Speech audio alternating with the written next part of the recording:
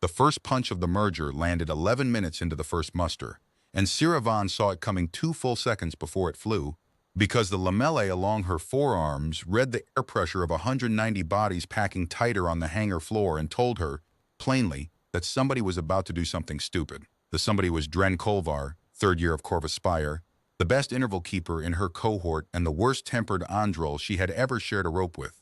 The human in front of him had drifted backward out of his own block and through the spacing of hers. Half a step, an accident of crowding, the kind of thing humans did because their skins were numb and they couldn't feel a formation the way the line felt it. Culver took the half step as an insult to the line. He said so. The human, a wiry boy with a shaved head and a Calder station patch still sewn on his shoulder, said something back that Sierra didn't catch, but the humans around him clearly did because 3 of them laughed, and on Hangar 9's polished floor, under the eyes of 2 academies and 1 treaty, laughter was the spark the whole room had been waiting for.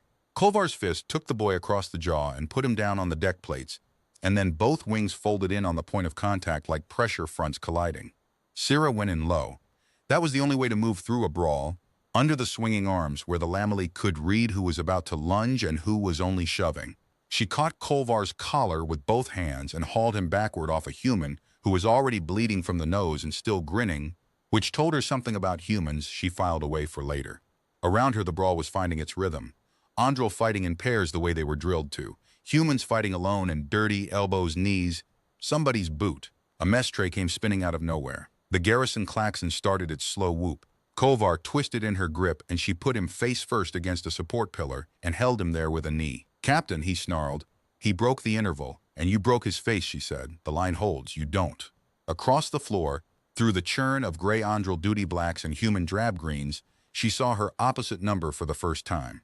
She knew him from the briefing slate, Jonah Reck, 20 years old, cadet captain of Calder Station Senior Wing, raised on a dryland terraform where the file said, his family farmed windbreaks for a living, whatever that meant. The file photo had made him look soft. The boy on the hangar floor did not look soft. He had waded into the worst knot of his own people, dragged 2 of them apart by their collars, and was holding a third back with nothing but a flat palm on the cadet's chest and a look. He wasn't shouting. The humans around him were shouting and he wasn't, and they stopped one by one the way a fire goes out in patches. His eyes found hers across the floor. Neither of them nodded. It was not that kind of meeting. The klaxon cut off mid-whoop, which was worse than the klaxon, and the hangar's main lights came up to inspection white. Marshal Etta Crane came down the ramp from the gallery with no escort, no hurry, an old human woman in a coat the color of slate water, and the brawl died around her boots the way weather dies, fast at the center and reluctantly at the edges. Behind her came Warden Ulmoth of Corvus Spire, his lamellae folded flat to his arms, disgust in the line's grammar, and a half-pace behind him, in civilian gray, a face Sierra knew from her father's table. Provost Mockerden of the old Continuance Board, who had argued against the merger in front of the Treaty Commission and lost, and who did not look like a man who had lost. He looked like a man taking notes. Crane stepped over a dropped mess tray, stopped at the exact center of the hangar, and stood there until the silence had finished arriving. 11 minutes, she said, her voice carried without effort. I've commanded garrisons that took a year to embarrass themselves. You did it in 11 minutes. She turned slowly as she spoke, taking in both wings, the bleeding noses, the torn collars. I want it understood that nobody in this room surprised me today. You were trained to despise each other. The Spire taught its cadets that human formations are mobs. Calder taught its cadets that the line is a cage for people too frightened to think. Both academies did fine work. I've never seen 2 groups of children hate each other so professionally. Nobody laughed. Crane didn't seem to want them to. Here is what nobody told you, so I will, she said. The Accord of Tamos closed 4 academies on each side of the old border. Yours were 2 of them. Calder Station is being decommissioned as I speak. Corvus Spire is a treaty annex now, and its instructional charter is suspended. There is no home to go back to. There is this garrison, this wing, and 1 graduation gauntlet at the end of this term. The furrow crossing, full assessment, pass or fail as a wing that graduates is commissioned, all of it, both species, full fleet standing. She paused. A wing that fails is dispersed, not reassigned. Dispersed. Your records will read that you were cadets of a program that was discontinued. The board that opposed this merger, she did not look at then. Everyone else did, is waiting for exactly that result, and some of its members have wagered their careers on it. You have 1 term to make them wrong. 106 days. She let the number sit on the room. Cadet Captain Vaughn, Cadet Captain Reck, front. Sierra released Kolvar's collar, straightened her tunic, and walked through her own wing's lines to the center of the floor. And the human captain arrived at the same moment from the other side, and they stood before the marshal in a silence, with 190 pairs of eyes pressing on it. "There will be no senior captain," Crane said. "I've read both your files and I've watched both your academies try to teach me why their doctrine should run this wing, and I find I'm not interested. You will command jointly. Every order countersigned, every roster co-written, every punishment agreed between you before it's spoken aloud. And if you cannot agree, the punishment doesn't happen and the failure goes on both your records." Her eyes moved between them. "Billets are paired as of tonight. Every bunk pair in this wing is one Andral and one human. That includes the captain's berth. You'll find your kit has already been moved." A sound went through both wings, not protest, exactly. The Andral ranks shifted on their feet, lamellae flickering half open in alarm, because the line did not sleep interleaved with strangers. Spacing was rest, spacing was rank. The humans just groaned, low and frank, like people being told about weather. "Marshal," Sierra said before she had decided to. "The line doesn't billet by. There is no line in this hangar, Captain," Crane said without heat. "There's no Calder either. There is a wing that doesn't have a name yet and a gauntlet with one." Dismissed. She walked back up the ramp the way she'd come. Warden Ulmoth followed. Provost Den stayed a moment longer, looking out over the two unmixed halves of the room with the mild, satisfied air of a man checking the progress of something he had planted, and then he left too, and Sierra Vaughn stood 3 feet from Jonah Reck in the middle of 190 cadets who hated each other professionally, holding joint command of all of it. "Vaughn," the human said by way of greeting. Up close his voice was lower than she'd expected, sanded flat at the edges, an accent that clipped its vowels short. "Reck, your big one started it, your small one provoked it." "Yeah," he said. "Probably." And then in the same flat tone, 11 minutes is embarrassing though, she's right about that." It was such a strange thing to agree about that Sierra had no answer ready. The human gave her a short nod, not respect, just punctuation, and turned back to his wing, already calling names, already pairing his bleeding cadets off toward the medical bay, and Sierra turned to hers and did the same, and that was the entire first meeting of the joint captains of the wing with no name. The barracks that night were the quietest place Sierra had ever stood. Quiet in the wrong way. Not the disciplined hush of a line at rest, but the silence of 200 people refusing to be the first to speak. The billet hall was one long vault, bunk pairs in double rows, and the garrison staff had been thorough. Every pair was mixed, human kit stacked beside Andral kit, name slates already mounted. "Kolvar D. Tran, B." Sierra watched Dren Kolvar stand in front of that slate for a long 10 seconds, reading it like a sentence handed down by a court, while a short human with quick eyes and a tool wallet on his hip. Tran evidently looked up at him all the way up and said, "I snore. Figured you should hear it from me first." Kolvar's lamellae flattened. He climbed into his bunk without a word. The captain's berth was a closet-sized double at the hall's head, and Jonah Reck was already in it when she arrived, sitting on the lower bunk with a slate on his knee, going through rosters. He'd taken the lower without asking. Sierra stood in the doorway and felt, briefly and vividly, her father's voice in the back of her skull, Line Marshal Corvand, 29 years of the Spire, who had told her on the transit dock, with his rank scent dry and formal, that the merger was a fashion of treaty writers, that it would fail by midwinter, and that her duty was to keep her cadets clean of the wreckage when it did. He had not said, "and you should help it fail." He had let the silence say it. "Top or bottom doesn't mean anything in your rank grammar, does it?" she said. "Because in mine, heard, you want the bottom?" He moved his boots off the frame. "It's a bunk, Vond. I'd sleep on the floor if it made the wing run." He held up the slate. "Duty roster. Crane wants it co-signed by morning. I drafted watches the way Calder runs them. Short and many. You're going to hate it." She took the slate and read it, and she did hate it. 2-hour watches scatter the rest cycle. The line stands 4. 4 hours of standing still in KO cold makes a cadet stupid by the end of it. I've seen it. 2 keeps them sharp. It keeps them tired. Tired and sharp beats rested and stupid. They argued about it for an hour, the first of perhaps 200 such hours, and what came out the other end satisfied no one. 3-hour watches, Andral spaced, human staggered, the seams of the compromise visible from across a parade ground. Rex signed it. She signed it. Outside in the vaulted dark, 200 cadets pretended to sleep beside strangers, and somewhere above the moon's thin weather, she knew, the continuance board was already drafting the report it wanted to write. The first joint drill was a disaster so complete that Warden Ulmoth stopped it halfway through, which in 11 years of the Spire's records he had never once done. The pressure door exercise was the Spire's bread, a mock hull section, 40 doors, a failure cascade running ahead of the team, and the drill was to outrun it. Seal, verify, advance, in intervals so practiced that an Andral team flowed down the corridor like one long animal. The trick of it was the spacing. Each pair held position relative to the next. The Malay read the pressure spike of a door blowing 2 sections back, and the whole line adjusted as a body, no orders needed, no voice at all. Silence was the doctrine. Silence was the proof. The humans would not stop talking. Doors lying, Botran said 15 seconds in, slapping the seal indicator on frame 9. Green light? Bad seal, feel the draft? Tape it and move. And the human pairs called it down the corridor, doors lying on 9, tape and move, copy 9. Voices overlapping the way Andral voices never did, and every Andral in the column flinched as the calls cut across the pressure grammar like static. Kolvar shouted for silence. The humans ignored him on principle. Then frame 19 actually blew, the cascade jumping 3 sections forward the way cascades did, and the line read it in their forearms a second before it happened, and shifted as one. And the humans, deaf to the warning, were still standing in the join when the shock front came through and took 6 of them off their feet.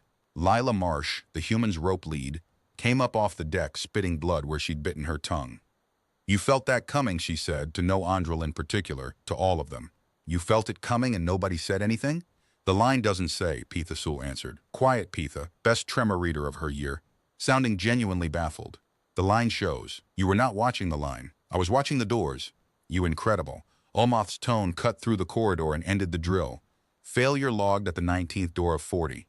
In the debrief gallery, the 2 halves of the wing sat on opposite banks of seating, bruised and silent, while the score posted itself onto the assessment ledger that Provost Den's board would read at term's end, and Sierra sat beside Jonah Reck and felt the whole shape of the term laid out in one number. The Spire's worst senior team had cleared 31 doors. The merged wing had cleared 18. Your people flinched from voices, Rex said quietly, looking at the ledger and not at her. It wasn't an accusation. It sounded like a man reading a fault diagram. Your people are deaf below the skin, she said. Every one of them. It's not contempt, it's biology. They genuinely cannot feel a door about to fail. She had not entirely believed that until today, she realized. Some part of her had assumed humans simply chose not to attend. Then your people have information mine need, and a doctrine that forbids handing it over. He turned the slate over in his hands. And mine have a habit of catching things yours don't. Tran called frame 9 before your readers did. That seal was lying, and your doctrine files his catch under noise, he stood. That's not 2 academies, Vond. That's 1 wing with its eyes taped and 1 with its ears plugged, holding a contest about which sense doesn't count. He walked down to collect his bleeding cadets before she could decide whether she'd just been insulted. And it took her most of the night, lying in the dark above the sound of his ridiculous human breathing, to conclude that she hadn't been, that he had, in fact, just described the problem more precisely than the Spire's whole instructional charter, and that this annoyed her more than the brawl, the billets, and the 18 doors put together.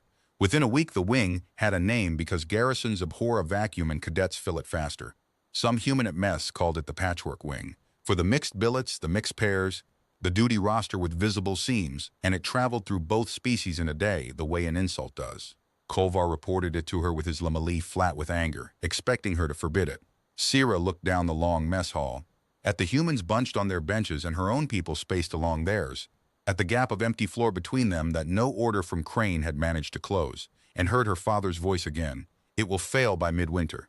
Keep your cadets clean of it, and felt for the first time in her short command the pull of how easy that would be. Stand back, hold the line apart.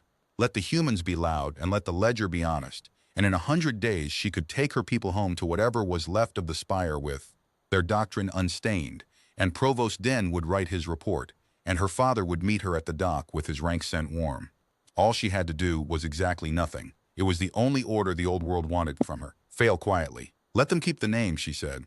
Kolvar stared. Captain, it's mockery. It's the first thing both halves of this wing have agreed on, Sierra said, and heard, as she said it, that she had made some kind of decision without consulting herself.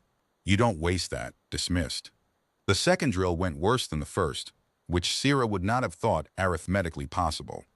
Kale's surface training ground sat under the garrison's southern dome, an acre of sculpted ice and rock chilled to ambient, -60 at the floor, with fans that could drive a credible imitation of the moon's white wine down the length of it. The exercise was a Calder standard this time, fair being fair. A casualty carry through broken ground in low visibility, stretcher teams of 4, navigate by rope and call. Humans ran it talking, of course, count it, step, hole left, copy hole left. An unbroken thread of voice that they wove between them like a second rope, and it worked. Their stretcher never touched the ground. The Andral teams did what the line did in White Wind, closed their intervals, opened their lamellae full, and read each other. It worked too in its way, until the fans gusted crosswise and the pressure grammar washed out, and with their forearms blinded the andril did the doctrinal thing, which was to halt in place and hold formation until the line reformed around a readable signal. Halt in a casualty carry against a clock. 3 stretcher teams stood statue still in the manufactured storm, waiting for an order their doctrine would not let them ask for aloud, while the human teams flowed past them in the murk, calling their steps, and the assessment ledger drank it all in. Afterward, in the gallery, a human cadet named Pruitt said not quietly enough, they just stood there. Storm gets loud and they just park. And Pitha Sul, who had been one of the statues, replied with the flat factual devastation only Pitha could produce. Your teams passed within arm's reach of mine 4 times. You were shouting the route to each other. Not one of you offered it to us. Pruitt opened his mouth and shut it. Nobody had an answer, and Sira noted, with a feeling she declined to name, that the room's silence after that had a different texture than its silences usually did. Less like a wall, more like a held breath. The clash, when it finally came over the rope. Rec wanted mixed stretcher teams by the next rotation, 2 humans, 2 andril, every team, no exceptions. Syra refused. Not from doctrine, from arithmetic. Your people steer by voice and mind read by skin, and a team that runs both at half strength has neither. You'd build 40 teams that are blind and deaf together. The wing isn't ready. The wing will never be ready by waiting, Rex said. You can't drill toward a thing you never do. You can't do a thing nobody's been taught. Then teach it. There is no it, Sira snapped. That's what I'm telling you. There's your doctrine and mine. There's no third thing to teach. They were standing in the equipment bay at the time, between racks of cold suits, in front of 2 armorers and a duty squad, and she regretted the volume before the echo died. Rec looked at her for a moment with those flat dryland eyes, and what he said in front of all of them was, then we're not captains, we're chaperones. And he signed the rotation order unchanged, segregated teams, her version, her win, and left her standing there with it, and she found that holding the thing she'd just fought for felt remarkably like holding the bag of something rotten. That night the letter came in from her father. It arrived as print, which was the point. Line Marshal Corvan did not commit family correspondence to garrison servers carried down on the supply boat with the ration containers, 2 pages in his vertical hand. It opened with house formalities and a line about her mother's brood garden, and then it stopped pretending. The board reads your wing's ledger at each session, he wrote. 18 doors. The carry exercise. No one blames the cadets. The instrument was built to fail, and it is failing on schedule.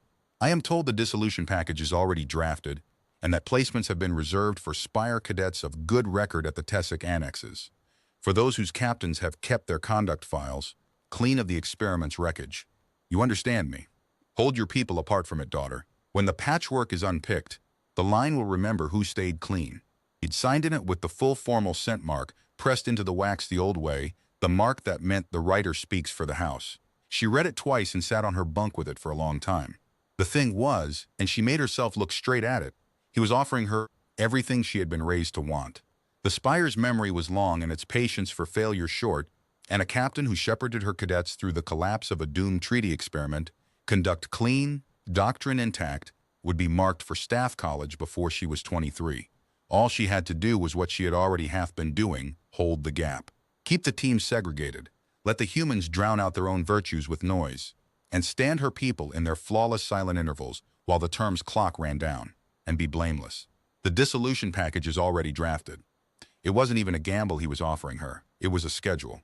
Below her, the human turned in his sleep, muttering some dryland word, and she lay back and stared at the bolts of the ceiling and thought, unwillingly, of Bo-Tran calling a lying door before her best readers caught it, of human stretcher teams flowing through a storm on a thread of voice, of Rex saying then teach it with his voice cracking open on the last word, not in anger. She'd heard it clearly, in something more like grief.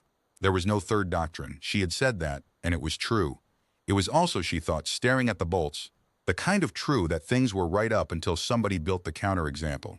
She found him 4 nights later in the Southern Dome, alone, at an hour when the garrison ran on watch lights, doing something so strange she stood in the lock for a full minute watching before she understood it. He had rigged the casualty stretcher with a load of ration crates, lashed it, and was running the broken ground course by himself. No partner, no rope mate, fans on low, and he had taped over his own headlamp, blindfolded by his own hand, dragging a dead-weight stretcher through ice rubble, one step at a time, stopping, listening, stepping again. He fell twice while she watched. The second time the stretcher came down on his ankle, and he lay there in the fan noise for a moment before he started untangling himself, and she crossed the floor and lifted the rail off him, and he said, without surprise, as though they'd been mid-conversation, "I'm trying to learn what it's like, moving with no eyes. Best I can do for what your people do, your skin sense.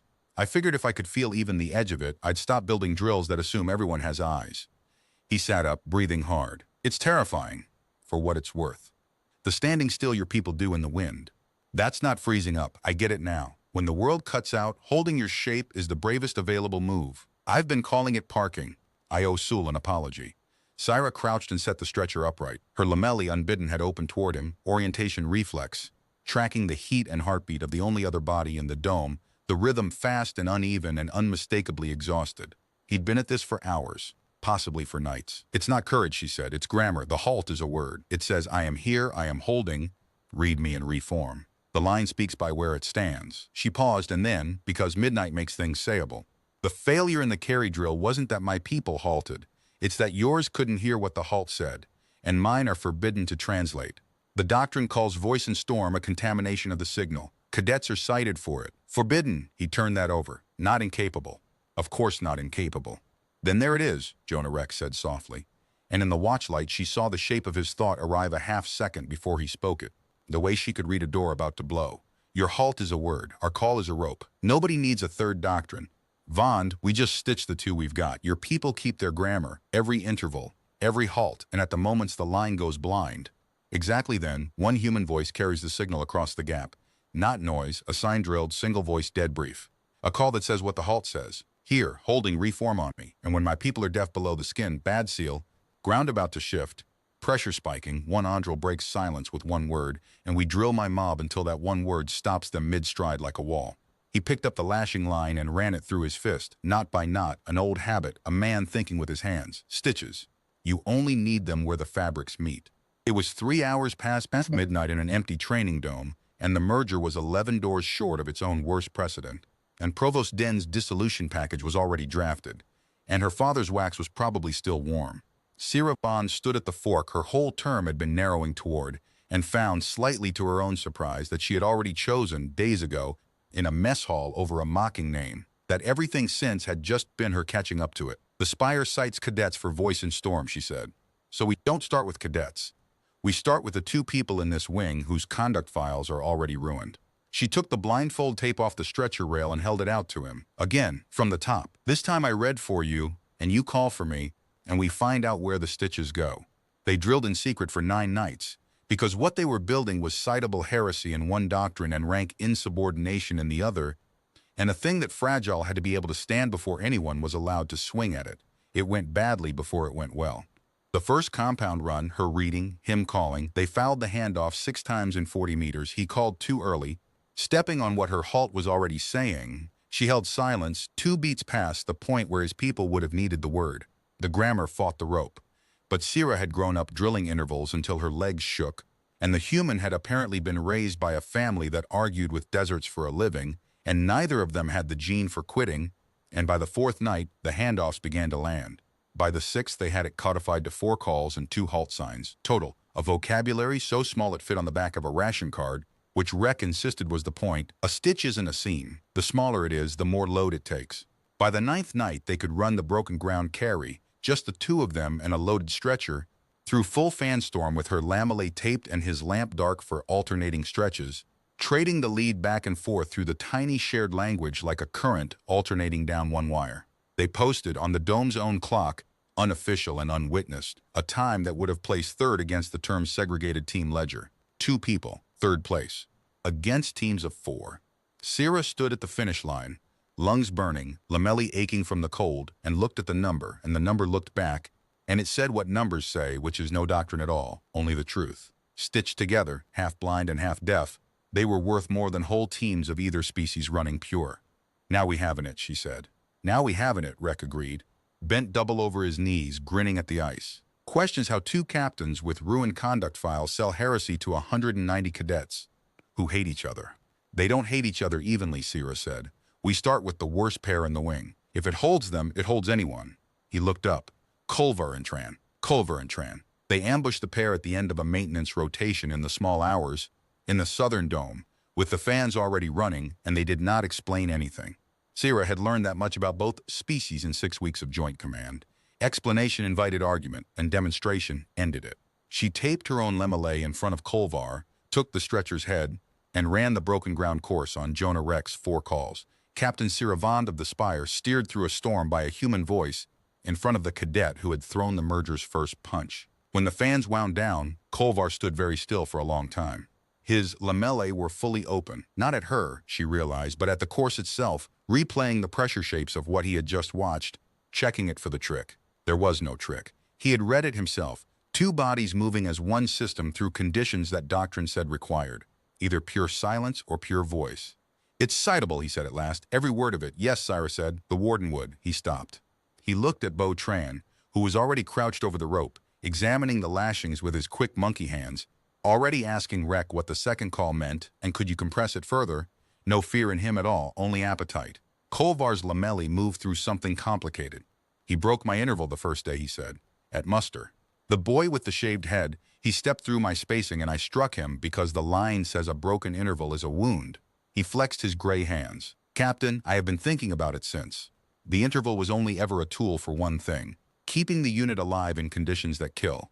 If a human voice can hold an interval, the lamellae can't. He didn't finish it. He didn't need to. In the grammar of the line, the sentence completed itself. Then the voice is the line there. Teach me the calls, Dren Kolvar said. And that was the moment, Syra thought later, that the patchwork wing was actually founded. Not at the muster, not in Crane's speech, but at 4 in the morning in a freezing dome, when its angriest cadet asked its smallest one to teach him to speak. The stitch spread the way real things spread in a garrison, under the official surface, pair to pair, faster than any order could have driven it. Kolvar and Tran drilled it nightly and were terrible at hiding their improvement. Their bunk row noticed, then their squads. Pithasul got the 4 calls from Tran in exchange for teaching him to read the big wall gauge the way her forearms did, and promptly redesigned 2 of the calls to sit better under wind noise, because Pitha could not encounter a system without improving it. Lila Marsh, whose tongue had healed and whose grudge had not, held out for a week, then ran 1 compound drill with Kolvar, of all people, and came off the course with the expression of a woman renegotiating several opinions at once. Sira and Rek rewrote the rotation order. Mixed teams, 2 and 2, every stretcher, every door drill, effective immediately. By then it wasn't heresy being imposed from above.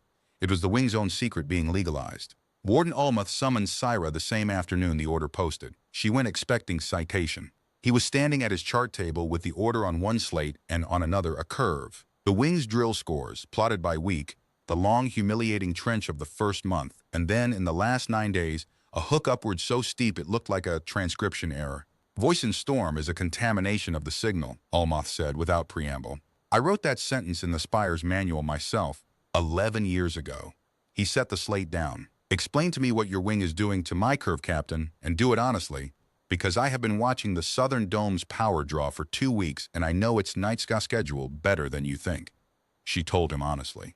All of it. The taped lamellae, the 4 calls, the citable heresy, the stretcher time that would have placed 3rd. Ulmuth listened with his lamellae half open, the posture of an instructor taking assessment, and when she finished he was silent for a long moment, and then he said the thing she would carry for the rest of her career. The line was never the silence, Cadet Captain. The silence was only ever the best signal we had. The line is the holding together. Your father's generation forgot the difference, and I let the manual forget it with them.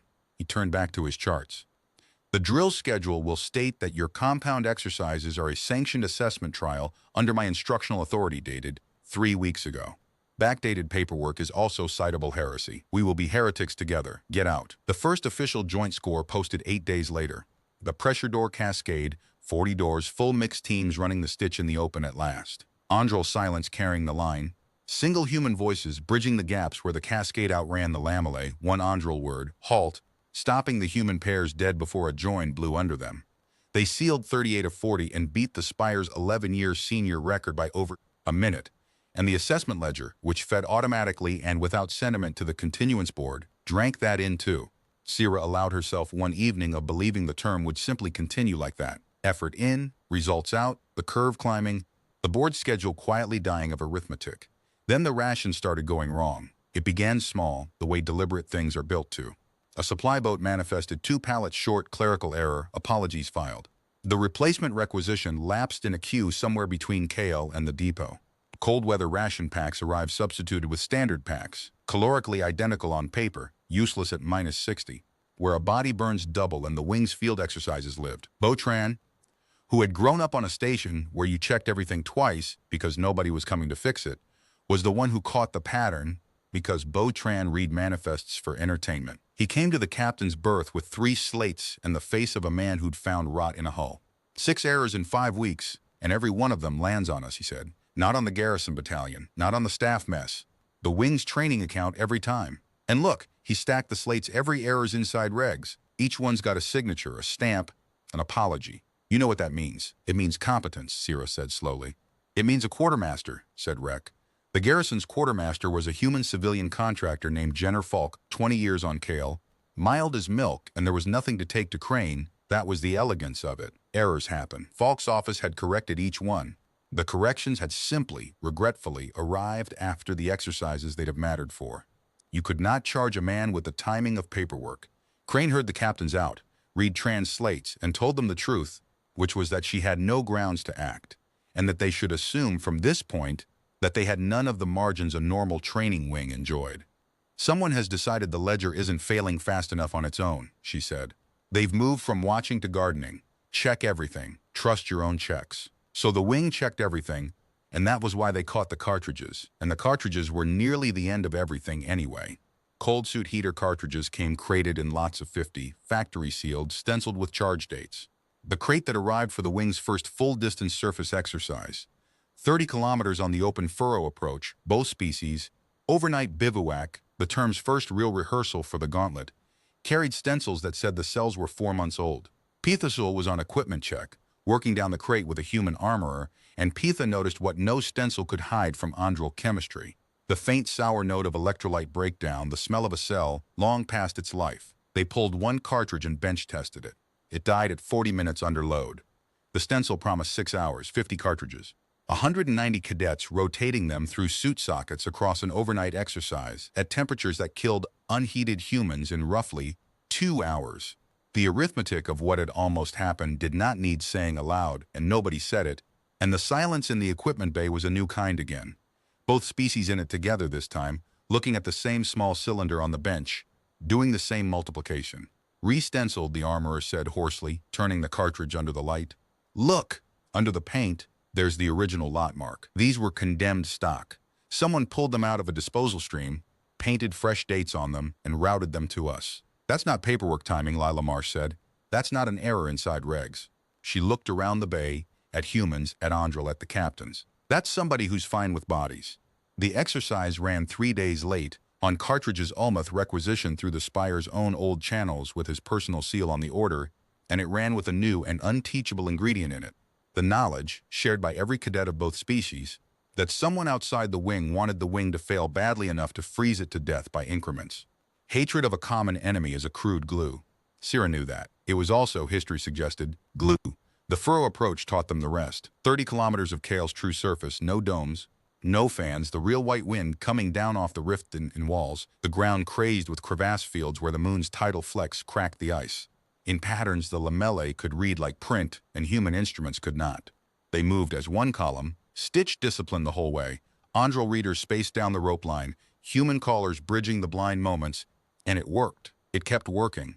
30 kilometers of it working, and Sierra felt the wing fuse a little tighter with every kilometer that nobody died.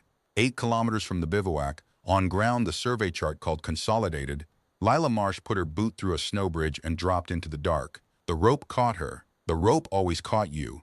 That was the rope's whole theology, but the lip of the crevasse was rotten, calving plates the size of doors down into the slot after her, and she hung 11 meters down in a blue throat of ice with the line sawing into a crumbling edge and every standard recovery anchor refusing to hold in the sugar snow. The human answer was speed. Get weight on the line, haul, beat the crumbling edge by being faster than it.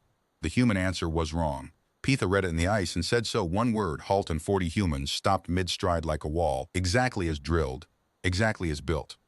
What followed went into the wing's private legend, retold so many times that Sierra eventually gave up correcting the details. Kolvar and 3 Andral went flat on the ice and opened their lamellae against it, mapping the rot in the lip, finding the one rib of blue ice solid enough to take an anchor. 4 meters left of where any human eye would have placed it. Tran and the armorer built a haul system off it that no manual contained, a jury rig of stretcher rails and rope that Calder improvisation conjured out of standard kit in 4 minutes. The pull came slow and sideways, walking Marsh's line across to the solid rib before lifting, Andrel reading the ice's complaints. One human voice calling the centimeters, the whole architecture of it, grammar plus rope, bringing her up over the good edge into the wind and the light and the arms of people who 9 weeks earlier had been throwing mess trays at her species. Lila Marsh stood on the surface of Kale, shaking with cold and adrenaline, looked at Dren Kolvar, the brawler, the interval keeper, the first fist of the merger, and said loud enough for the column to hear, "You felt that coming." It was the same sentence she'd thrown across the corridor on the first failed drill, syllable for syllable, except that every word in it had changed its meaning. "You felt it coming," she said, "and you said something. You're learning, Spire." The column laughed, both halves of it one sound. It was, Sierra thought, the exact noise the merger had been designed on some treaty writer's optimistic slate to produce, 11 weeks late and paid for near misses. She stood in the wind listening to her wing laugh as one wing, and across the column Jonah Reck caught her eye, and neither of them smiled because captains don't, but the look held a full sentence anyway, and the sentence was, "Let the board read that off a ledger." The board, it turned out, had stopped waiting for the ledger.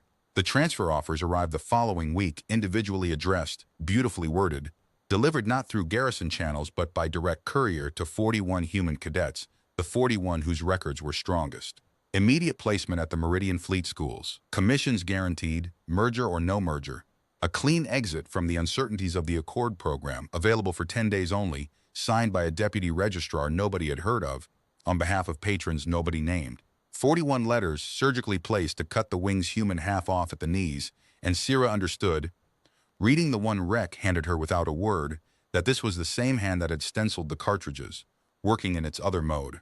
The cartridges had been meant to break the wing's body. This was aimed at its spine. What the patrons had failed to model was what 11 weeks of the stitch had done to that spine. Beautran nailed his letter to the mess hall's notice board with a ration spike, in front of both species at the midday meal, and wrote across the face of it in armorer's grease pencil, "My wing graduates in 34 days. By nightfall there were 41 letters on that board, spiked in a column like trophies of a raid, grease-penciled with refusals in 2 languages, some profane, some formal. 1. Marsh is just the single Andrel glyph, which by then required no translation for anyone on the moon. Provost Malker-Den arrived on Kale 2 days later, in person with auditors, and he did not come to talk about letters. The session convened in the garrison's review chamber, a cold half-bowl of seats under a dome of Kale's gray daylight, and it was styled. Sierra read the docket twice, to be sure, as a preliminary inquiry into safety and conduct deficiencies in the Accord training wing. Den sat at the center of the auditor's bench in his civilian gray, with the manner of a physician obliged to deliver bad news he had personally predicted, and he built his case the way the ration errors had been built. Every brick of it true, every course of it crooked. The brawl at first muster, 11 minutes in, entered into record. 18 doors of 40 entered. The carry drill failure, with imagery of Andrel teams standing motionless in manufactured wind while human teams passed them by, entered, narrated as evidence of doctrinal incompatibility under stress. A medical file, the human cadet Pruitt's wrenched shoulder from week 2, routine, healed. Read aloud under the heading of cross-species training injuries. The Southern Dome's night power draw logs, presented as evidence of unsanctioned, unsupervised, undocumented training activity of unknown nature, which was the first moment Sierra understood that the man's information came from inside the garrison's walls. And then, with the air of a man laying down a final card he regretted holding, then entered the cartridge crate itself, re-stenciled, condemned, lethal, as proof not of sabotage but of the wing's defective supply discipline. The program accepted delivery of condemned thermal cells, he said gravely, and detected the danger only by the chance acuity of a single cadet. Had the exercise proceeded, this inquiry would be a tribunal. The board cannot responsibly await that outcome. It was beautifully done. Sierra sat beside Rec at the respondent's table and felt the trap's geometry close around them. Every defense they could mount was either undocumented, backdated, or heresy. Crane fought coldly, procedurally contesting jurisdiction, demanding the supply chain's records rather than the wings, and the auditors noted her objections in the way of men noting whether on a day planned to spend indoors, and then Den made his single mistake, which was that he called for testimony. It was the logical move. The transfer letters had mapped the wing's seams for him, 41 strong human records, presumptively resentful of the program gambling their commissions. An Andral cohort drilled from hatching to defer to the line's elders. He invited cadets to speak to the inquiry's concerns, voluntarily individually, with assurances that candor would carry no reprisal. He was not wrong that in week 2 he'd have harvested a dozen grievances. He was simply working from 9-week-old intelligence about a wing that no longer existed. What stood up, when the floor opened, was Pruitt. Pruitt of the wrenched shoulder, Pruitt who had said they just park within Pethasul's hearing, and what Pruitt said, reading woodenly from notes on his palm because public speech terrified him more than crevasses, was, "Sir, my shoulder's been entered as a training injury. I want it entered also that an Andral cadet dug my anchor placement out of rotten ice on the furrow, approached before I ever weighted it. I'd have gone 11 meters down a slot. Nobody logged it because catching it is just what we do now. Wing does about 30 of those a day for each other. The record only shows the ones that get past us, sir, and lately nothing gets past us." He sat down. Lila Marsh stood up. After Marsh, Kolvar, after Kolvar the armorer, after the armorer Pethasul, who described the smell of dying electrolyte in a voice like a laboratory report, and then, deviating from her own affect for the only time anyone could remember, added, "I have been asked whether I feel safe training beside humans. I feel safe training beside these humans. I am less certain about supply contractors." Laughter in a review chamber is a procedural irregularity. It happened anyway. 40 cadets spoke. Not one grievance surfaced. Den's auditors, who had arrived to document a failing program tearing at its own seams, instead spent an afternoon transcribing what was. Sierra saw it dawning on their faces. Testimonial evidence of the opposite, entered under oath into the very record the board would have to read. Den closed the session with unimpaired courtesy, thanked the wing for its candor, and announced that the inquiry would reserve its findings pending the term's culminating assessment. That night, Beau Tran found the thread that unraveled Jenner Falk. Tran had never stopped pulling at the cartridge crate's paper trail. The inquiry had merely armed him with subpoenaed supply chain records that Crane's objections had pried loose. In the cross-light of the 2 record sets, the trick showed. The condemned lot had been written off at the Meridian Depot, flagged for destruction, and then resurrected through a disposal contractor whose authorizing requisition carried Falk's correction stamp, the same neat hand that had been apologizing its way through the wing's supply errors for 5 weeks. It wasn't proof of intent, it was proof of contact, and contact was enough for Crane, who had Falk's office sealed by garrison police before the morning watch and the man himself on a boat to the depot as magistrate by noon, his contract voided, his files imaged. The files gave them the shape of the thing without its head. Payments routed through a procurement consultancy. Instructions arriving by courier unsigned in formal board secretariat phrasing. One memorandum fragment unsent in Falk's own drafting. Cannot keep adjusting flow. W. Garrison noticing. Tell the provost people the window is closing. Tell the provost people. Not tell the provost. 3 words of insulation, and Mocker Den lived behind them untouchable, and everyone in the captain's berth that night knew it, and knew there would be no tribunal reaching that high on a clerk's unsent draft. "He doesn't need Falk anymore anyway," Rex said flat. "Letters failed. Cartridges failed. Inquiry failed. He's out of quiet moves. Whatever's next comes in daylight, signed, and legal." It came in daylight, signed, and legal, 9 days before the gauntlet. Notice of Assessment Standard. By determination of the Continuance Board's Assessment Committee, the Accord Wing's culminating gauntlet would be conducted not under the modern furrow protocol, but under the Heritage Standard. The Deep Furrow Crossing, full historical route, as codified in the original charter of the Corvus Spire, the route the Spire itself had retired 26 years ago, after the storm season of that year put 4 cadets in the ice and ended the career of every officer who had signed the route order. 61 kilometers down the rift floor and over the teeth at its far end inside the turning season window, when the white wind came off the rift walls and walls of its own, and appended, in the dry language of authenticity, modern intermediate shelter caches, having no basis in the Heritage Protocol, are struck from the route plan. "He's not trying to fail us anymore," Sierra said, reading it for the 3rd time. Her voice came out very calm, which she noted from a slight distance, the way one notes weather. A failed wing gets dispersed and forgotten, and the treaty survives it. He needs worse. He needs the merger to be the thing that put cadets in the ice. Both species, one grave. That's the report that doesn't just end us. It ends the Accord. Crane appealed the determination and lost in 40 hours. The Heritage Standard was, after all, the Spire's own sacred charter, and the board's committee had merely honored it. The appeal's rejection arrived with Den's personal regards. The same evening, a second letter came down with the supply boat for Sierra, 2 pages, vertical hand house wax, and this one did not pretend at all. "The board has set the old route," her father wrote. "I sat my own gauntlet on that route. I carried Essenmar off the teeth in 29 with his lungs frozen, and I will not watch a daughter of this house walk 190 children into that wind to save a treaty writer's experiment. The provision below is arranged and it is final. You will report illness before the assessment date. Von Blood does not freeze for politics. The provision below was a medboard certificate, pre-signed gloriously official, Cadet Captain S. Vond, excused, medical, non-prejudicial.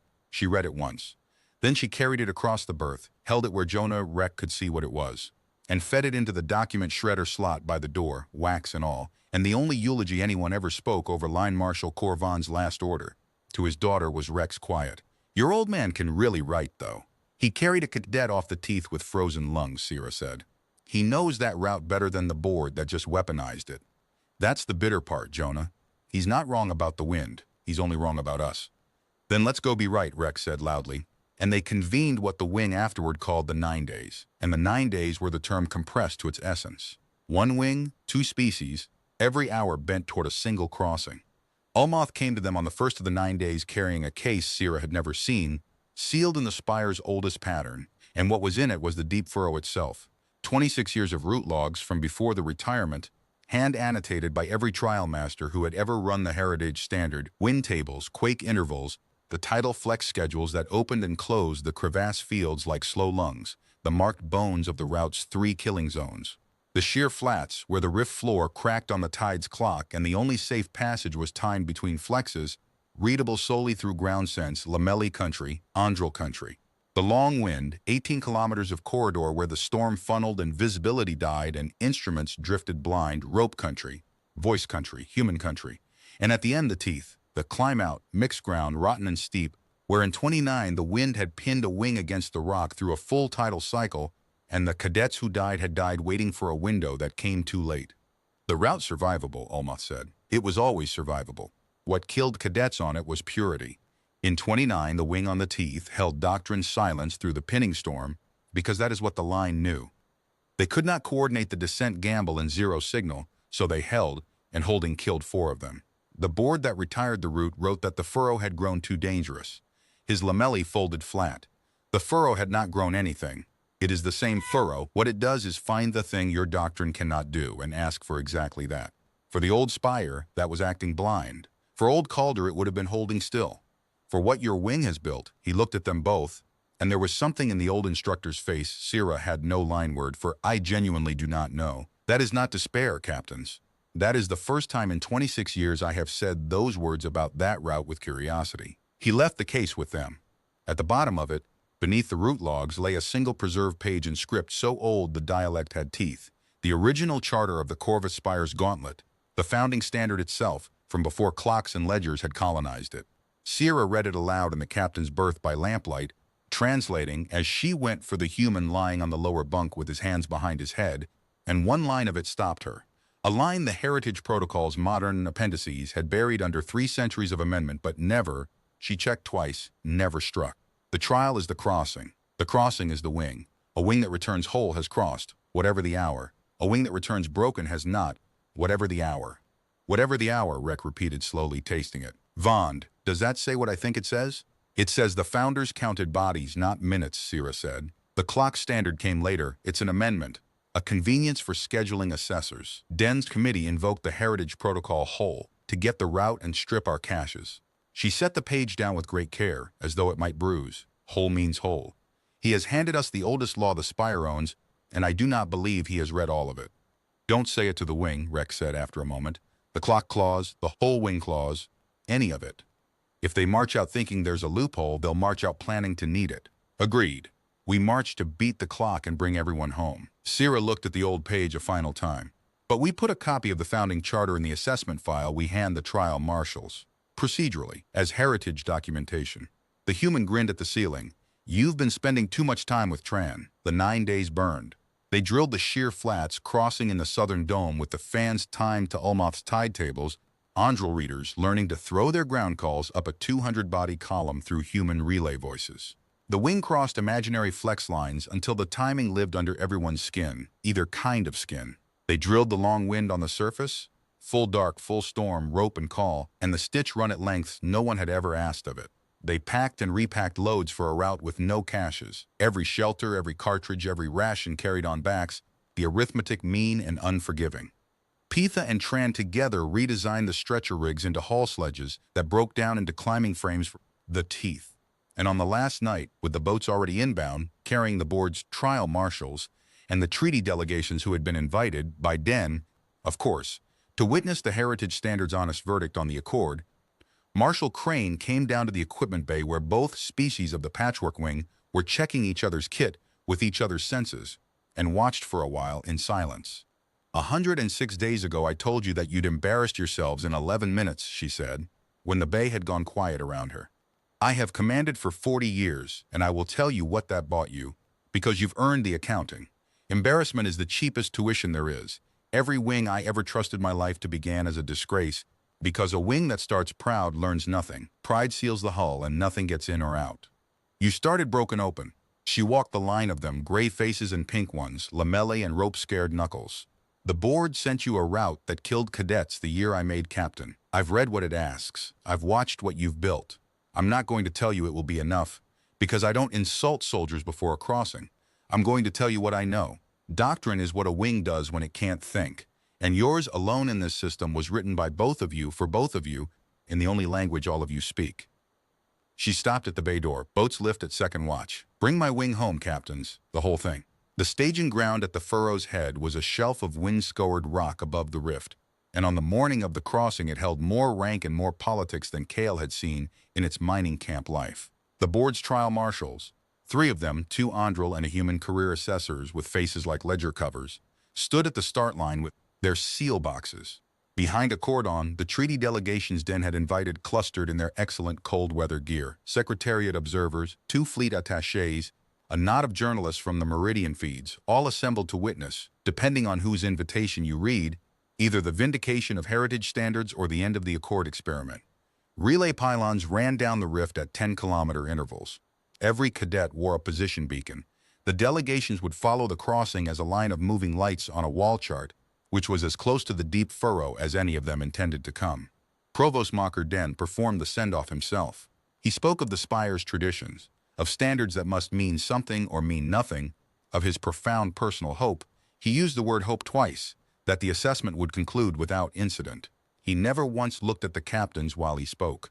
He looked at the wall chart, where the route lay drawn down the rift like an autopsy line, and Syrah, watching him look at it, understood that she was the only person on the shelf who knew the man was attending a funeral he had scheduled. Then the senior trial marshal read the standard aloud. 61 kilometers heritage route, no caches, no resupply, no recall save catastrophic. Assessment window, 90 hours from the start horn to the far line at the top of the teeth.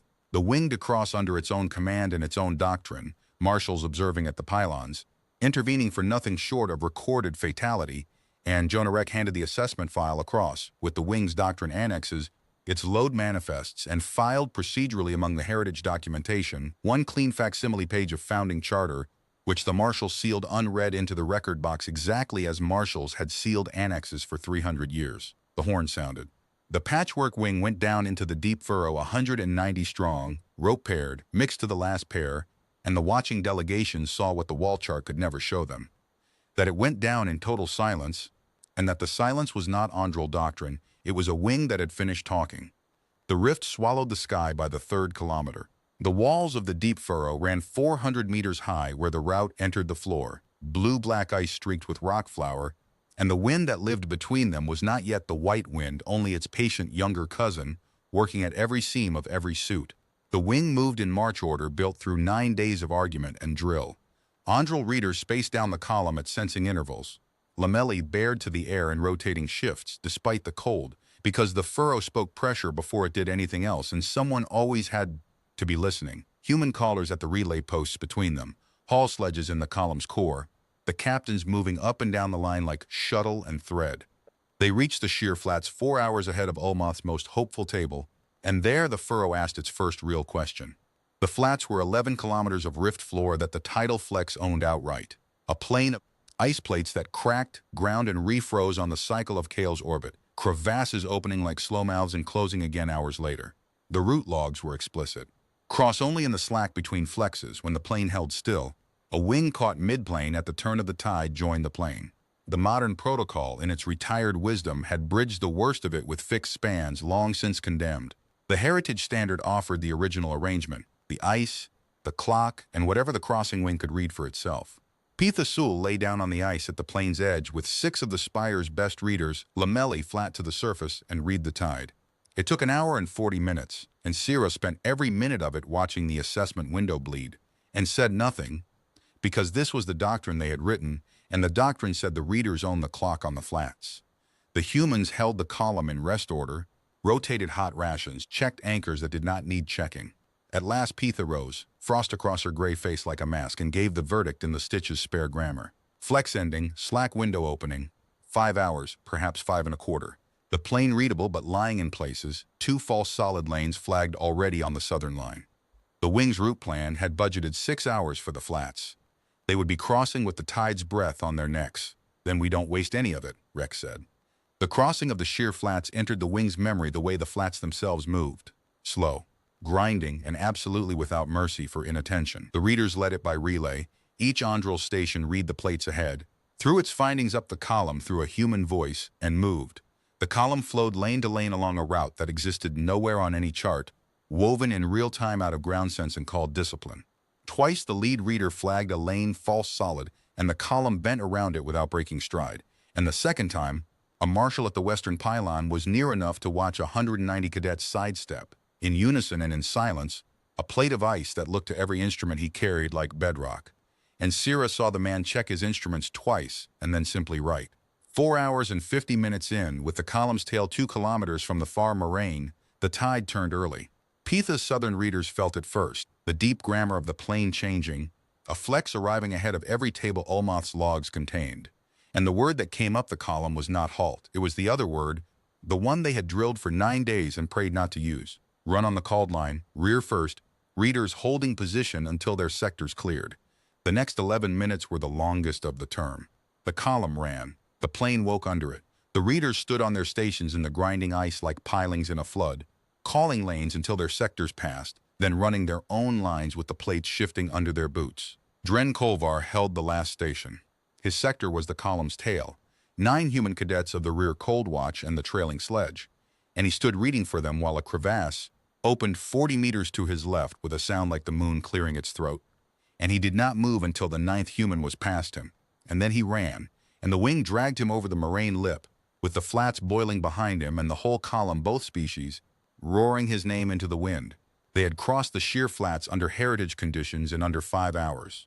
No wing in the route logs had done it in under 7. Sierra logged the time, looked once at the boiling plane, and ordered camp dug into the moraine's lee, double shelters, hot food, 8 hours, spending clock to bank bodies, because the long wind was next, and the long wind was where routes went to lie about themselves. It was at the moraine camp that they confirmed what the route plan's appendix had already told them in writing.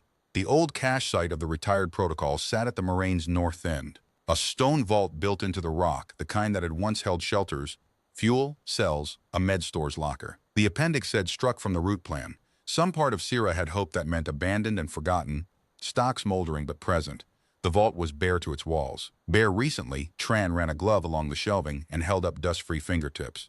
Cleared, not expired. Within the month, somebody had sent a work detail 60 kilometers down a killing rift to make perfectly sure that a struck cache stayed struck, and had filed the labor, no doubt, under heritage authenticity. Nobody said Den's name, saying it would have warmed nothing. Load math holds. Rex said instead, into the wing's silence, which was the captain's job, to say the true thing that was also the useful thing. We packed for 0 caches because we believed them. Nothing in that vault was in our plan, it's just walls. Eat, sleep, wind at first light. The long wind began as a brightness. That was the obscenity of it. The rift bent north and narrowed. The walls funneled the turning season's storm flow, and the white wind came down the 18-kilometer corridor, not as weather but as a medium, a different state of matter. Airborne ice at 80 knots, visibility 2 meters, sound gone, light everywhere and useless, the world reduced to rope, boots, and breath. Human instruments drifted and lied in the corridor's static charge, and at the crest turns, where the funneled flow came off the walls in shear bursts, the pressure grammar itself washed out. The lamellae, the wing's deep sense, scrambled to noise exactly where the route's footing was worst. The long wind was the inverse of the flats, the mirror question. blind country for the readers, where everything depended on what the humans had: ropecraft, dead reckoning, voice, and the particular dryland madness of trusting a counted pace through a screaming nothing. They strung the corridor in pitches, fixed line by fixed line, callers chained at voice intervals down the rope. Lila Marsh led it. She led it for 11 hours, breaking trail at the front of the first rope with a counted pace and a compass plate she had to shield with her body. Read, and when her count and the route log disagreed, she trusted the count and she was right twice and the log wrong twice. Drift in the old surveys that would have walked a pure doctrine wing into the western wall. Behind her, the wing moved through the white like beads on a string, each pair existing only as a tension in the rope ahead and a voice arriving from nowhere. Pace 240, I step down, call your partner, count it. The Andrel, deep sense dead, did the bravest available move hour upon hour. Held their shape, held the rope, let the human thread carry them blind through a world with no line left in it. And not one of them broke discipline.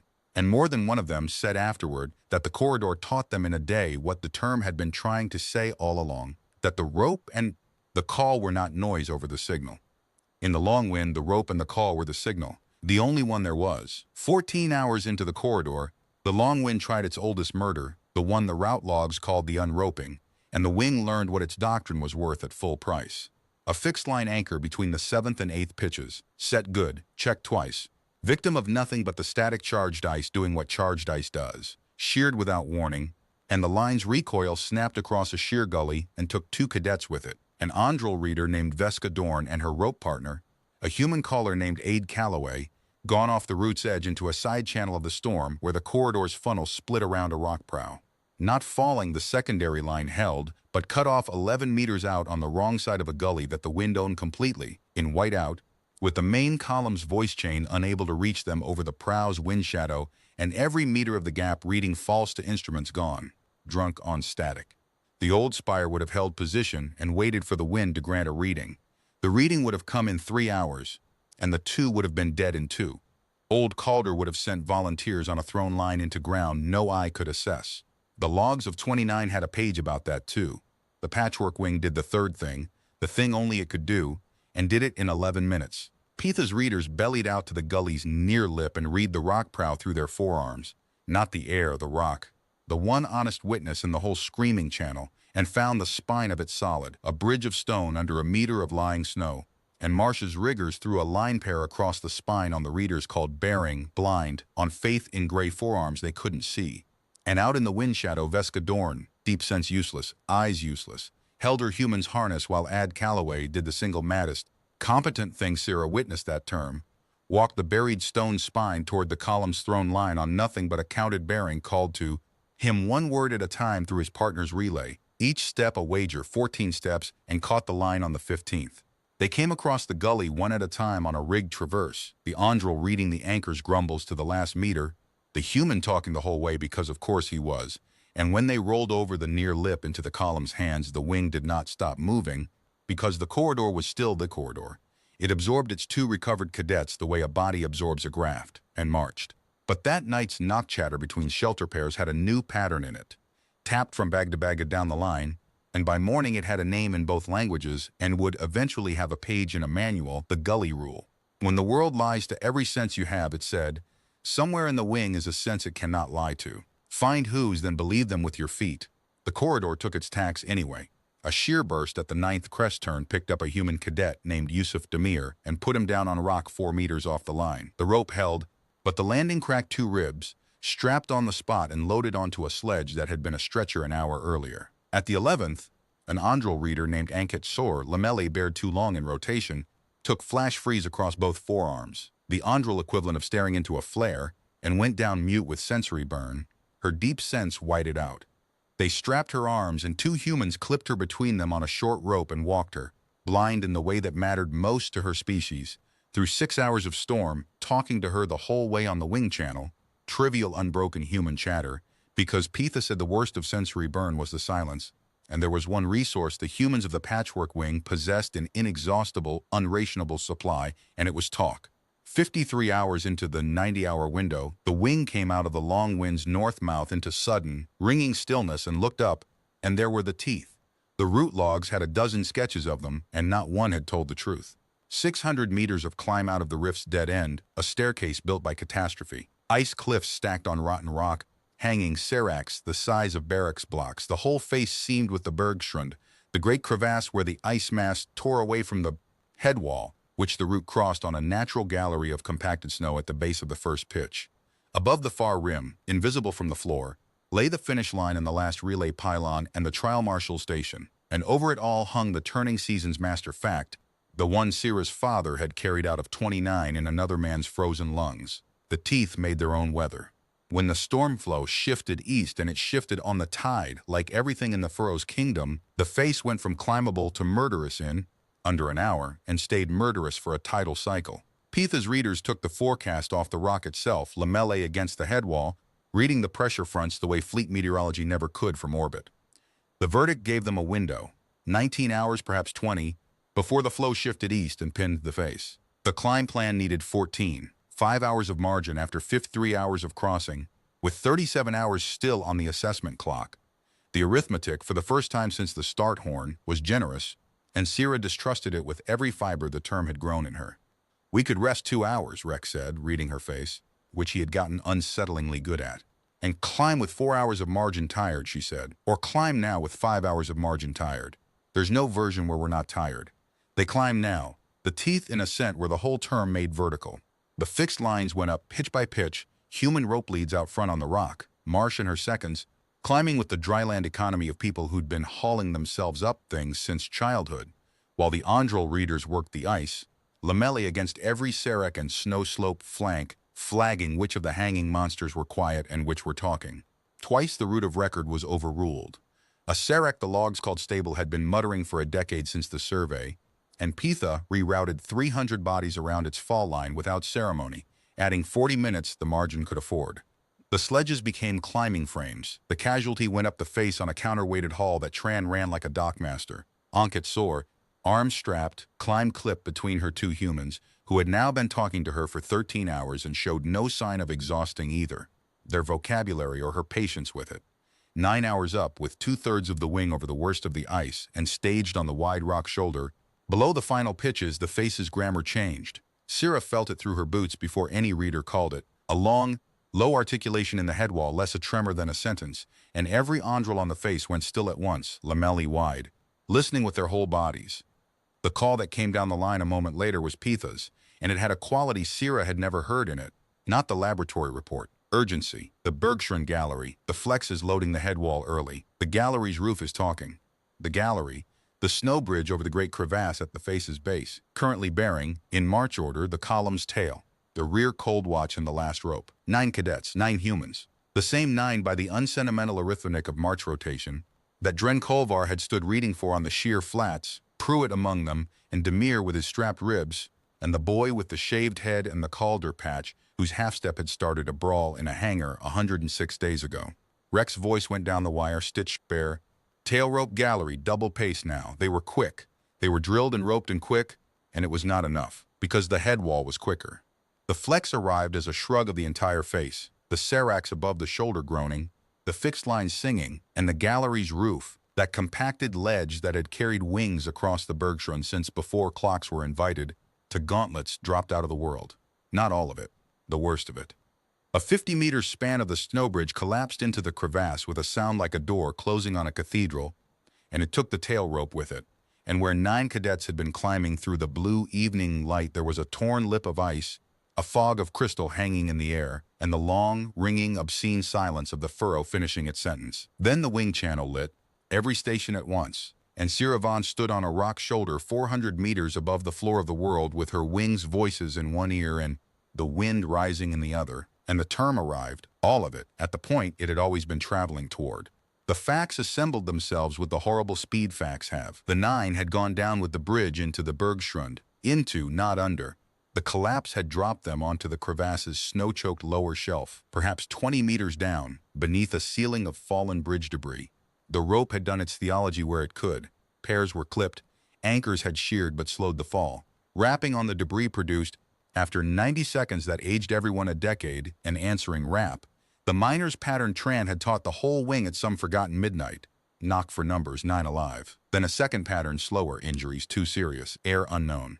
The debris ceiling above them was 50 meters of broken bridge and hanging slabs settling audibly, and the reader's verdict on it came in Pitha's restored laboratory voice, which was somehow worse than her urgency, unstable, settling toward closure, survivable void currently, not indefinitely, and the headwall's flex still loading, with the east shift, the pinning storm, now reading 60 to 90 minutes out, not 5 hours. The early flex had spent the margin, all of it, and there it was. The geometry marker Den had drawn a month ago in dry committee language stood revealed on the face of the teeth in its true and final shape, and it was exquisite. The finish line lay 4 hours above, the pinning storm 1 hour out. The standard was 80% of the wing across the line within the window, a heritage mercy, written for an age that expected gauntlets to take a tithe. 181 cadets stood on the high shoulder, safe, staged. 4 hours from a finish the storm would just barely permit them. 9 lay in the ice below. The clock said, "Climb, and you graduate." At 195% of the pass standard, and the marshals certify the accord wing, and the merger lives, and the rescue boats come for the 9 when the storm cycle ends. 11 hours from now, which the debris ceiling would not grant, and everyone knew it. The clock said in figures of perfect legality, the merger can live if it leaves its rear guard in the ice. And a wing that did that, Sierra saw this part with the cold clarity that was her father's one true gift to her, a wing that did that would be certified, commissioned, and dead anyway, a treaty exhibit with a hole in it where the thing being demonstrated used to be. Den won both branches. Fail the clock and the accord dies of failure. Make the clock and it dies of what it paid. Unless the founders had been right, and the clock had always been the amendment, and the wing had always been the law.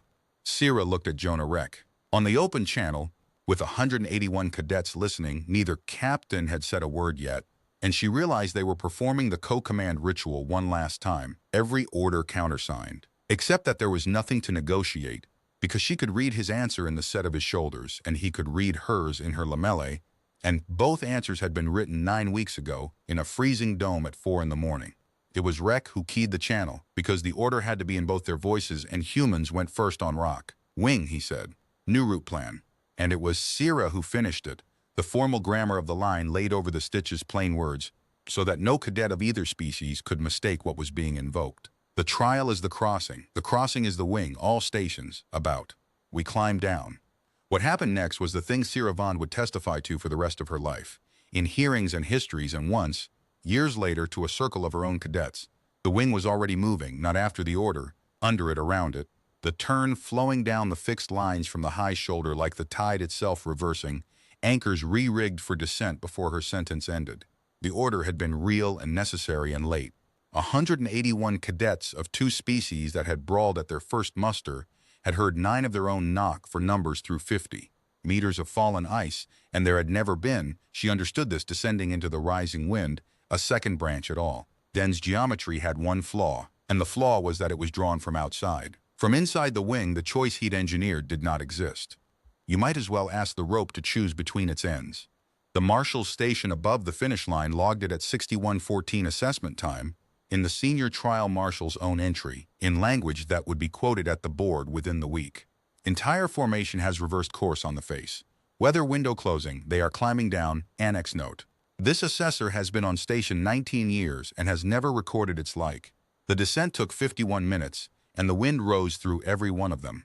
The east shift announced itself the way the logs promised, first as a brightening high on the rim, the storm flows leading edge tearing ice off teeth's crowns and igniting it in the low sun, then as a sound arriving in the rock before the air, that the Andral heard with their bones and translated for the rest. It is coming, and it is the real one. By the time the last rope came off the lowest pitch, the Bergschrund lay in a blue twilight of blowing crystal, and the wing formed up on the debris field over its buried rear guard, with perhaps 40 minutes of workable weather left in the world. What the wing did with those 40 minutes, and the 11 storm hours that followed, was entered into the assessment record from the marshals, remote pickups, was reconstructed at the board sessions, was eventually taught, but Sierra experienced it as something simpler and stranger than any of its retellings. As the only time in her life she ever watched a doctrine finish becoming itself. There were no captain's decisions left to make. She and Rek gave exactly 4 orders in 11 hours. Everything else, the wing already knew. The readers went down flat on the debris in a survey line, lamellae against the wreckage, and mapped the void below the way Kolvar had once mapped a rotten crevassed lip, not guessing, reading. Here the fallen slabs had locked into a cathedral arch, load-bearing, do not touch. Here the ceiling lay thin and live, settling millimeter by millimeter. Here, 2 meters left of where any surface eye would have dug, ran a seam of clean fracture, a natural shaft, blocked at 4 meters by one wedged slab the size of a sledge. Pitha marked it with a wand, and the diggers came in behind her, and the dig was human entirely, not because Andral arms were weaker, but because the diggers had to work in the blind chaos of broken ice where deep scents scrambled, the long wind's lesson inverted, and the humans dug the way they did everything, talking, a chain of voices down the deepening shaft calling depth and slab and watch that edge, while the readers lay around the rim like instruments and called the ceiling's complaints before each one arrived. Twice in the first hour, the whole excavation froze mid-stroke on a single Andral word and felt some tonnage overhead resettle into Pitha's promised, arch instead of onto the void. Twice it breathed again on the human word that answered. The storm's leading edge arrived 20 minutes ahead of the dig's arithmetic, because the furrow had never once in 90 hours given them the courtesy of being on time. It came first as a graying of the light and then as a hand laid on the whole excavation, wind milling off the teeth in gusts that erased the shaft. Rim from the surface and the surface from the shaft, voices shredding at 3 meters, the digger's chain of calls compressing by necessity into the stitch's barest grammar, single words flung hand-to-hand down the hole like the buckets of ice coming up it. Pitha's readers, flat on the debris with the storm walking across their backs, were losing the ceiling's voice into the winds. Every gust now scrambled the deep, grammar for seconds at a stretch, and the gaps between clean readings widened like the gaps between a dying pulse. She crawled to the shaft rim and gave the captains the figure with the frost cracking off her face. A quarter hour of readable ceiling remained, perhaps less. And after that the diggers would be working under 50 meters of settling wreckage with no one able to hear it move. There was a version of command that pulled the diggers out at that point. Both captains examined it for the time it deserved, which was no time at all, because Rek was already roping himself into the haul rotation, and Sierra was already retasking the surface line. Every cadet not digging or reading went onto the windward side and built, in 15 minutes, out of sledge frames, storm sheet, and stacked snow block, a crude half-roofed weather wall over the excavation, a shelter raised not for the living to rest in but for the work itself, a pocket of lee carved out of the pinning storm by main force, so that the voices could live 3 meters further and the readers could keep 1. 4 arms' width of silence against the ice. It would not have held an hour, it did not need to. The wing had stopped planning in hours sometime back on the flats. It planned in next things, and the next thing was 4 meters down a fracture seam, breathing. The wedged slab was Kolvar's. It sat in the shaft like a tooth in a throat, too heavy for lines, wrong-angled for prying, and under it, knock conversations had established, slow pattern by slow pattern, lay the gap the 9 were breathing through. Crack it wrong and it dropped. The armorer's charge kit could split it, Tran judged. If someone braced the lower face through the cut so the halves fell outward into the dug shaft and not inward onto the void. Braced meant stood under it, through a cut during aftershock weather. Kolvar was moving before the sentence finished, which surprised no one, and what he said while Tran rigged the charge became one of the wing's texts, repeated at every retelling in his exact graceless cadence. Pruitt, white-faced at the shaft rim, had tried to argue, "It should be a human under there, Kolvar. You can feel the ice coming and we can't. You'll feel your own death a second early. That's all you'll get for it." And Dren Kolvar, first fist of the merger, looked up out of the shaft with the charge light across his gray face and said, "On the flats I stood and read while 9 of yours ran past me. You ran because I held. That is not a debt, human. It is just my place in the line. The line goes where the wing is." He set his shoulders under the slab. All 9 of it is down there. Cut. The cut fired. The slab split. The halves came down outward, shrieking along the shaft walls, and Kolvar held the lower face the 4 seconds the geometry demanded with the load. Grinding across his back and both lamellae screaming sensory overload, Pitha said later, equivalent to bracing a door with your eyes. And then the shaft was open, and the void exhaled a breath of stale, survivable air into the stormlight, and a voice came up out of the moon's blue interior, human, cracked, conversational, and it said, "Took you long enough. We'd nearly finished the rations." They came up one by one on Tran's counterweighted hall, into the wind and the failing light, into a corridor of gray hands and pink ones, the boy with the shaved head first, because the 9 had voted to send their lightest as the test load, then the others. Then Deemer's rope partner with her shattered ankle splinted in stretcher rail. Then Deemer himself, ribs now 4 instead of 2, strapped, swearing fluently, alive. And last, longest, the 9 senior, a quiet cold watch sergeant cadet named Pharaoh who had kept 9 humans breathing, Disciplined under a settling ceiling for 5 hours by ration counting aloud, not keeping, and refusing every minute of it to let silence get a vote.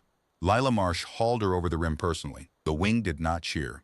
The wing was beyond cheering, into a state Sierra had no word for in either language. 190 people, whole, with a pinning storm falling on them, grinning into the wind like the weather, was a guest arriving late to something already decided.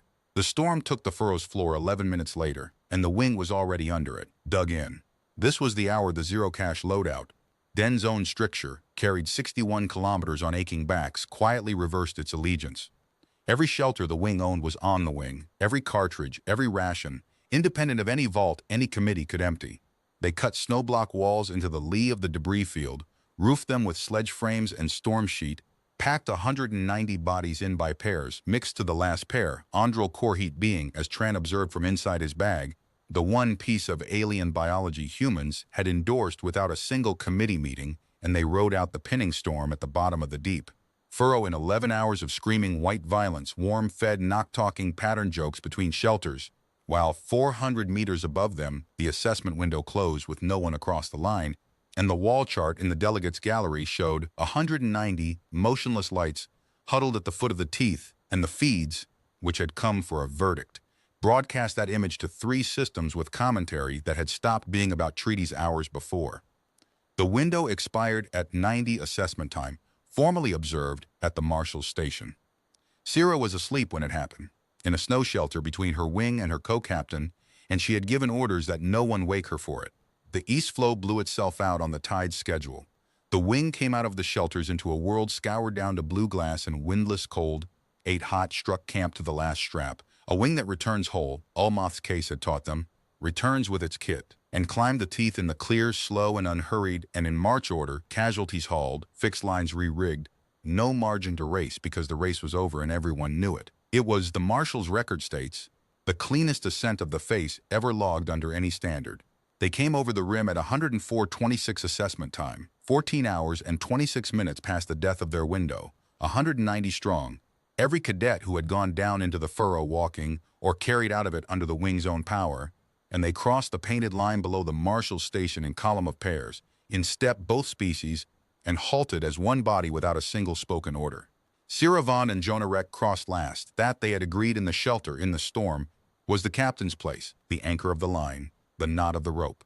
The senior trial marshal came down from the station with his seal box under his arm and the other 2 assessors flanking him, and behind them, half running from the landing pad where a board courier boat sat with its engines still ticking, came Provost Mocker Den, who had flown out. Sierra realized with a distant wonder the moment the window expired, to be present for the formal recording of the failure, who now arrived breathless at a finish line occupied by the merger, whole, in formation, with 3 systems watching, and who began speaking before he had fully stopped walking. The window marshal. The standard is the standard. You sealed it yourself at the start line. The heritage protocol is explicit as to the hour. It is, the senior trial marshal said. I have spent the storm rereading it, all of it. He set the seal box on the snow between the provost and the wing, opened it, and lifted out the assessment file, load manifests, doctrine annexes, and from among the heritage documentation, one clean facsimile page, which he held up in the windless air as though it were the most ordinary exhibit in the galaxy, and perhaps by then to him it was. The heritage standard your committee invoked, Provost, incorporates the founding charter of the Corvus Spire Gauntlet, unamended where unamended, and its operative clause is senior to every scheduling amendment layered over it since. I'll read it into the record. And he did, in the old dialect first as authenticity required, and then in translation, his assessor's voice flat and immense in the blue silence, to the wing and the provost and the live pickups of the meridian feeds. The trial is the crossing is the wing. A wing that returns whole has crossed whatever the hour. A wing that returns broken has not whatever the hour. He lowered the page. 190 cadets entered the deep furrow under the heritage standard. 190 stand at its far line. In 19 years on this station, I have failed faster wings than this one for what they left on the route. He took out his seal. The Accord wing has crossed. Assessment passed. Standard. Heritage. Recorded. The seal came down on the file with a sound like a door opening, and Provost Malker Den stood beside it in the snow with his mouth still shaped around the word hour, looking. Sierra would keep this image, she knew, with the unkind permanence her memory reserved for exact justice. Like a man who has spent a year sharpening a sword, handed it to his enemy hilt first by accident, and watched it knight them. The unraveling of Makur Den took 18 days, and the wing watched most of it from the garrison's mess hall, because the feeds would not let it alone. The image did the first damage, 190 lights on a wall chart, turning back on the face of the teeth, replayed across 3 systems with the Marshal's annex note read over it. Politics is arithmetic about feelings, Crane remarked at some point that week, and the feeling was not arguable. Every species in the Accord had watched the merger choose its weakest 9 over its own survival, and then survive anyway, on a law older than the committee that had tried to weaponize it. The delegation's den had invited to witness the Heritage Standard's honest verdict had received exactly that, and they went home and said so, at length on the record. Within days, the phrase the patchwork wing had stopped being a slur in any language that used it. The second damage was procedural, and Beautran's ledger's work was its spine. Crane filed the package the morning after the crossing, Falk's correction stamp on the resurrected cartridge lot, the unsent memorandum, tell the provost people the window is closing, and the new piece, the one the gauntlet itself had shaken loose. The work order that had emptied the Moraine cash vault, a 60-kilometer labor detail down a closed route, logged, paid, and signed, had been authorized under the Assessment Committee's Heritage Authenticity budget, and the authorizing line carried the committee secretariat's cipher. Ciphers are not signatures. Den's insulation held to the last. But the magistrate at Meridian, now holding Falk's full files and a public that knew the wall chart image by heart, granted the audit, and audits, once granted, do what storms do. They find every seam at once, the consultancy payments mapped. 2 more correction stamps surfaced on unrelated Accord program supply errors at other garrisons. The gardening, it emerged, had not been confined to Kale. The deputy registrar who had signed 41 transfer letters turned out to draw a stipend from the same consultancy, and said so under oath with the haste of a man choosing the lifeboat over the ship. Den was never convicted of anything. Sira had been raised in institutions she had never expected him to be. What happened instead was the institutional equivalent, quieter and in its way more absolute. The Continuance Board, reading the audit's interim findings and the temperature of 3 systems, voted on the Accord program's future a season ahead of schedule. Continuance made permanent, the Joint Wing model to be extended to 2 further garrisons within the year. And it did so with Provost Mockerdon recused, at the board's own insistence, from every question touching assessment standards he had spent 30 years curating. His committee was dissolved into a new Office of Joint Standards. Its first appointed director was Warden Ulmoth of Corvith Spire, whose nomination file noted among his qualifications a recent sanctioned assessment trial in compound signaling doctrine, backdated, with magnificent bureaucratic stone-facedness 3 weeks before anyone had drilled it. Den retained his title, his pension, and his seat at functions, and arrived at them ever after as the man from the wall chart story. There are tribunals, Crane observed, that no court can convene and no appeal can reach. The Feeds had convened one. It did not adjourn. The letter from Sira's father arrived the day the continuance vote posted, and it was 1 page, and it was not an apology, because Line Marshal Corvan did not have the organ. What it was, Sira decided after the 4th reading, was something rarer from him, a survey, revised. The House has reviewed the assessment record, he wrote, as though the House were not 3 people in a brood garden. I have read the Marshal's Annex and the founding clause is entered.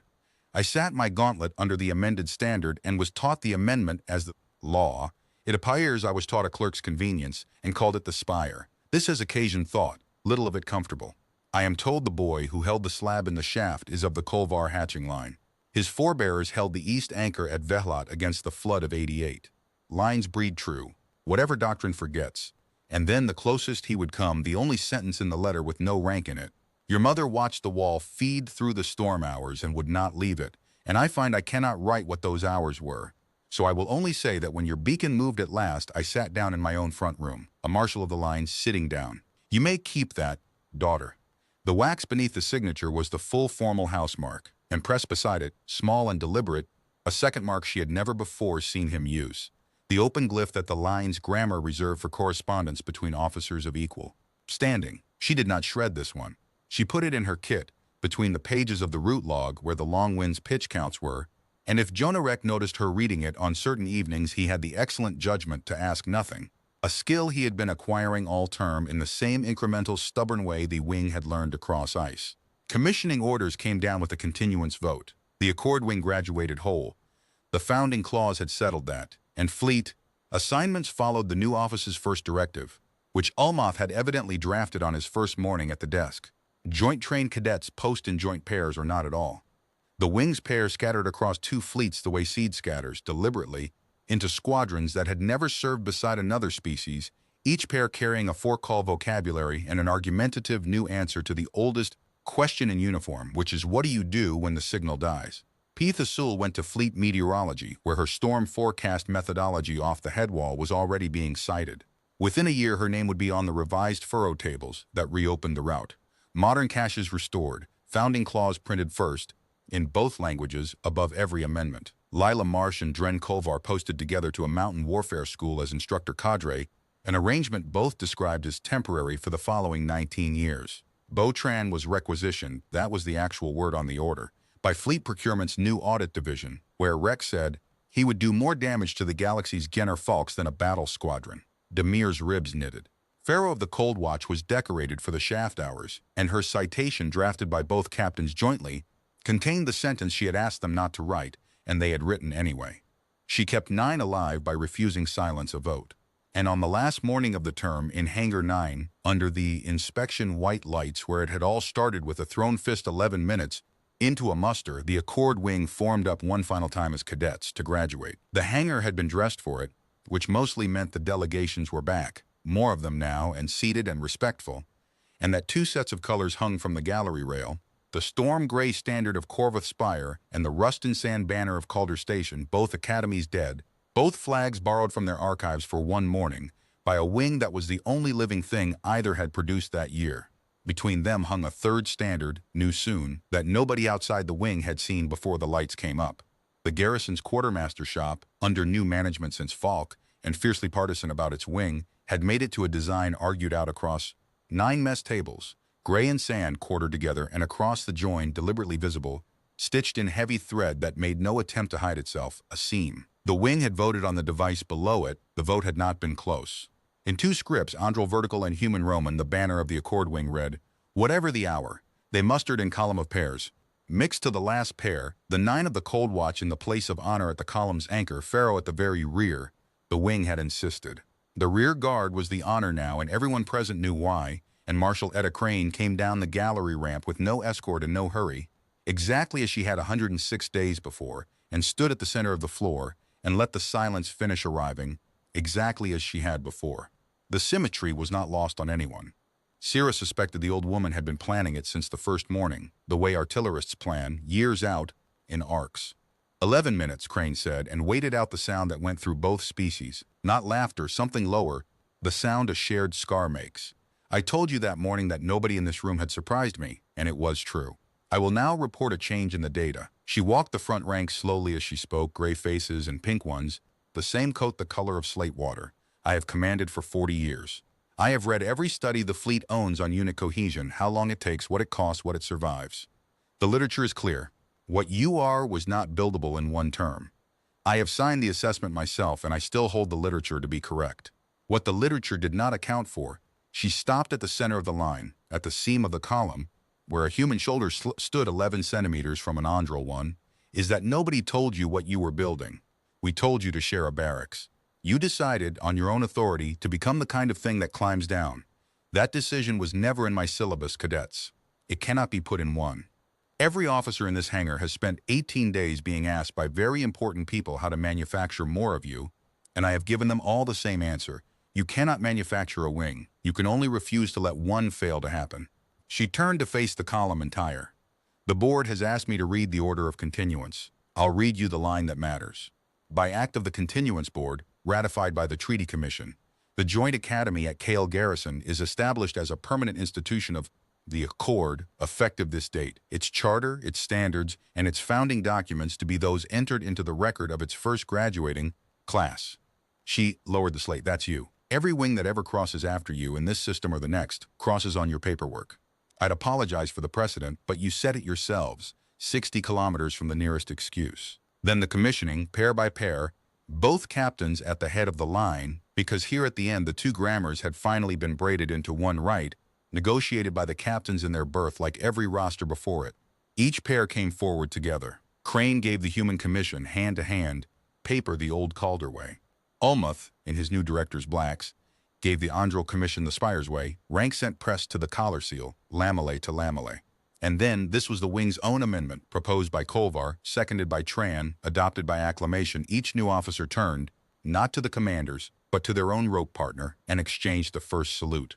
The first salute of an officer's career belonged, by every tradition both species owned, to the figure who had made them one. The wing had simply concluded, with the bland unanimity that was its signature by then, that no such figure outranked the person who had held the other end of the rope. 190 times, in the white light of Hangar 9, under 3 flags and 1 seam, a human hand and a gray one came up together. Siravand and Jonah Rek came last, anchor of the line, and made their report to Crane together, wing mustered, wing whole, wing relieved, and co-signed the final morning report of the cadet term, 2 styluses on 1 slate, the last of some 200 documents that 2 strangers had been ordered to share a signature block on 106 days earlier. Crane took the slate, reviewed it with theatrical care, and signed beneath them. "Postings," she said then, conversationally, as if remembering a small errand. "You two never ask about yours, I noticed that. Co-captains to the end, assuming the other would handle it, no doubt." She handed across 2 order chips. "The board's new Office of Joint Standards requires a model. 2 further joint academies stand up within the year, 1 in the Tessic Reach, 1 at Meridian. Each needs a training wing built from 2 hostile rosters, and each training wing needs a commandant pairing that has done it before. There is exactly 1 such pairing in existence." The ghost of a smile, the first either of them had ever seen on her. "Congratulations, commandants. You'll find the first muster is scheduled for autumn. I'd budget 11 minutes. The first salute Siravand gave as an officer went where the wing's law said it went. She turned to the human beside her, to the boy from the dry land who had taped his own eyes shut in an empty dome to learn what her skin knew, who had said then teach it with his voice breaking, who had keyed the channel on the face of the teeth because humans go first on rock, and found, his hand already coming up for her, of course, simultaneous countersigned, the way everything between them had been since the night the stitch was born. Around them the hangar roared at last. Both species, 1 sound, and the borrowed flags of 2 dead academies looked down on the one thing they had made together that was going to outlive everything else either of them had ever taught. Her father was waiting on the transit dock that evening, in full line marshal's blacks, at the foot of the boarding ramp where 106 days earlier he had told her to keep her cadets clean of the wreckage. He said nothing at all as she approached. He looked at her new collar seal, and at the order chip case in her hand, and at the seam-quartered wing patch the quartermaster's shop had pressed on her shoulder that morning. And then Line Marshal Corvand, 29 years of the Spire, who had carried a man off the teeth in 29 and never once in his daughter's hearing admitted that any law outranked the line, came to attention on a public dock and saluted her first. "Commandant," he said.